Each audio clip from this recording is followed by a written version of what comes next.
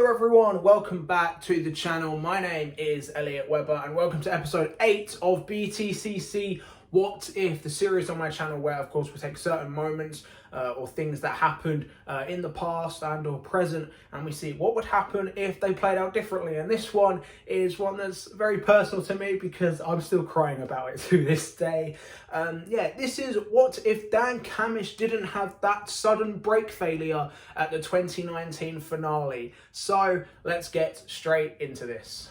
Of course, if you don't know what I'm on about, I'm talking about the 2019 BTCC finale, where going into the final race of the season, it was Dan Cammish versus Colin Turkington, also versus Andrew Jordan. However, he was sort of realistically out of the championship.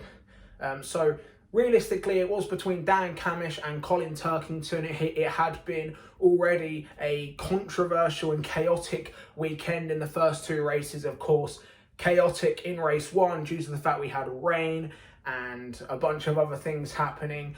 Dan Cammish won race one in the wet on dry tyres, something that was undoubtedly one of Dan Cammish's best ever performances in also what was at the time only his second ever BTCC season.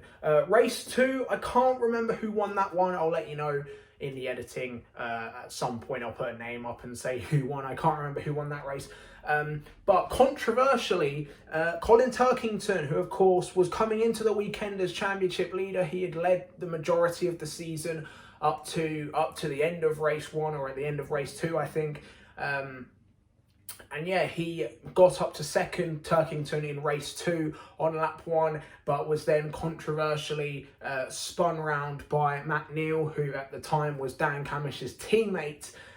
So yeah, of course, that was extremely controversial no matter what side you're supporting. If you're a Honda fan like myself or a BMW fan, yeah, that was a little bit controversial. However, due to the end of that race, Colin Turkington scored 0 points in race two, and Dan Cammish, whilst I don't think he won, he was still in the points and did in fact take the lead of the championship going into the final race. And usually whoever goes into the final race as championship leader usually ends up being the champion. So as a Honda fan and of course as a Dan Cammish fan as well at the time, I was psyching myself up. I was mentally preparing to see Dan Cammish become BTCC champion. But oh boy, the last two laps had something else to say. Of course, Colin Turkington had a great recovery, working his way back up into the top 10 and of course back into the points. He had passed Dan Cammish, however, at the time, Turkington was just ahead of Cammish, which meant Cammish would have been the champion if it stayed as it is. But then, of course, Tom Ingram, then in the Toyota, had passed Dan Cammish. But that was still enough. That was just enough. However, all of a sudden, Dan Cammish, on what was, I believe, the penultimate lap of the race, had a brake failure, which caused him to crash out, not just of the race, but of course of the championship. And of course, due to that, it meant Colin Turkington became the 2019 British Touring Car Champion, his fourth championship, making history in the process, of course. Yeah, man, oh man, if you were a BMW fan and a Turkington fan, you obviously would have loved that situation. But for me, honestly, I did not. I was speechless. I was shocked. I was like, what the hell has just happened? I have just like... it was such an upsetting moment for me as a Honda fan, and I'm sure for many other Honda fans, and of course for Dan Cammish himself. We know, of course, Cammish was extremely upset how he didn't deserve to lose that title in that way. But what a finale! One of the greatest finales, I think, of all time. One of a finale that will be remembered for a long, long time to come, I think. So yeah. What would happen if that played out differently? Now, of course, the obvious answer is that if Cammish hadn't had that brake failure, he would have stayed in the position he was in and he would have become 2019 champion. That's something that I don't think we have to argue about, something that we don't have to dispute. Dan Cammish, had he finished that race, would have become 2019 BTCC champion. However, I think some other events would have played out differently had Cammish won that championship. Starting off, I don't think Honda would have left BTCC. Of course, as we know, Honda very unfortunately left BTCC at the end of the 2020 season. I do believe due to the impacts of COVID, of course, many businesses losing money during, of course, lockdown, because a lot of businesses, because we were in lockdown, they weren't making any money. And I do believe that was the reason for Honda UK pulling out, of course, as well. We saw in Formula One, Honda half pulled out and half didn't. So yeah, it was a massive shame, because of course Honda, since returning as a manufacturer in 2010, were eerily successful throughout the 2010 decade. Of course, winning the championship in 2011, 2012, technically 2013 with Andrew Jordan. Of course, winning it again in 2015 and 2016. I believe we won the teams championships in 2017 as well. 2018 was a bit of a meh year, but then of course Team Dynamics also won the teams championship in 2019 as well. So yeah, Honda UK with Team Dynamics from 2010 to 2020, massively successful, one of the most successful periods in BTCC history, eerily similar to Vauxhall a decade before, where Vauxhall was winning everything. But now, of course, nowadays it's sort of BMW or Ford. More recently, Ford this year winning it all. But yeah, I think had Dan Cammish won that championship in 2019, I think Honda would have stayed, and I think they would have stayed into 2021, 2022, and this year in 2023. And more importantly about 2023, I think Honda staying would mean that we would see the FL5 debut this year, which would have been brilliant to see. Of course, whilst recently the FL5 Honda, of course, is now currently only available in TCR spec. Of course, we are desperately hoping that Honda will return, and we hopefully see an NGTC spec FL5. I'd very much love to see that. Recently, the FL5 Honda has been a mixed bag in TCR, the FL5. Of course, over here in the UK, it's been on the hands of Chris Smiley, who of course was the TCR UK champion. He of course is the former TCR UK champion, the outgoing champion, former champ, whatever you want to call him.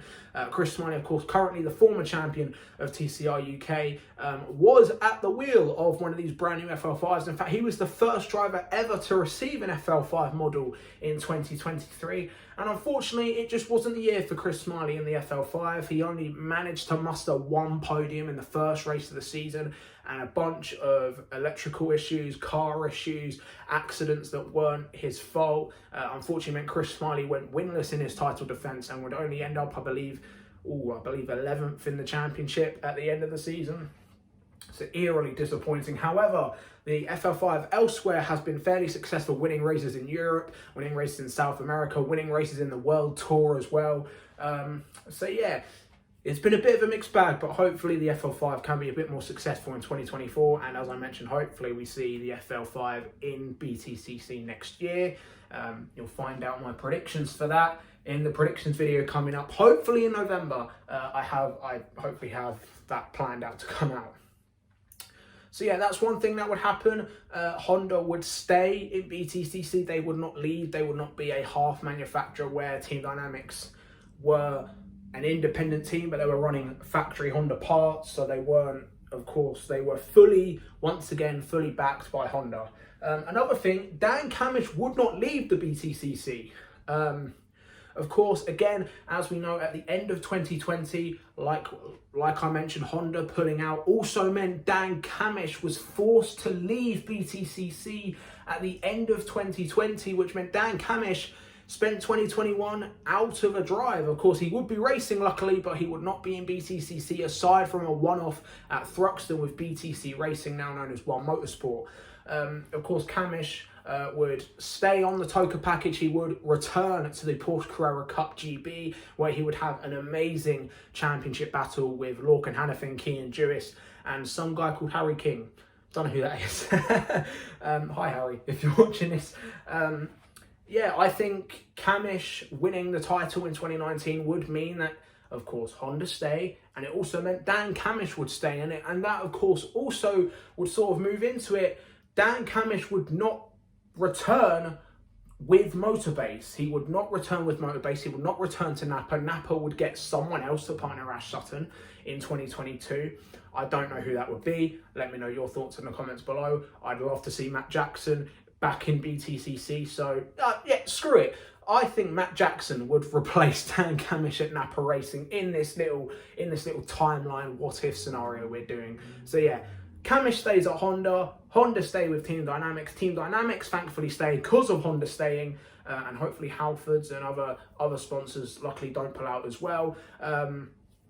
Essentially, Honda stay currently. Dan Cammish stays at Team Dynamics. Team Dynamics aren't as successful as 2019, but also I think in 2023 they would use the FL5, the new shape, because of Honda's backing. And yeah, Matt Jackson joins Napa instead of Dan Cammish. So yeah, a short little video of what if Dan Cammish did not have that brake failure in 2019. Oh boy, do I wish this scenario actually happened in real life. Yeah, I'm still gonna be crying about this for probably many years to come. But anyway, let me know your thoughts in the comments below, guys. What do you think would happen if Dan Cammish didn't have that brake failure? Do you still think he would win the championship? Or do you think there would be some kind of miracle that would see Colin Turkington still emulate real life and become a 4-time champion? Let me know your thoughts in the comments below. If you haven't watched any previous What If videos, please be sure to check it out. There is a playlist on my channel where you can watch all 8 of these episodes. Of course, we have 2 more left. And then, of course, we're done for now, because who knows, there could be a second series coming next year, who knows. So yeah, and of course, if you're new around here, be sure to like this video, share with your mates as well, because it of course does help my channel grow. And of course, press that subscribe button, because we are firmly on the road to 200 subscribers at the minute. We're roughly on 185, so we're about 15 away from 200 subscribers. So please, let's get 15 more, and hopefully, of course, many more after that. Thank you guys for watching, and I will see you guys in the next one. Goodbye.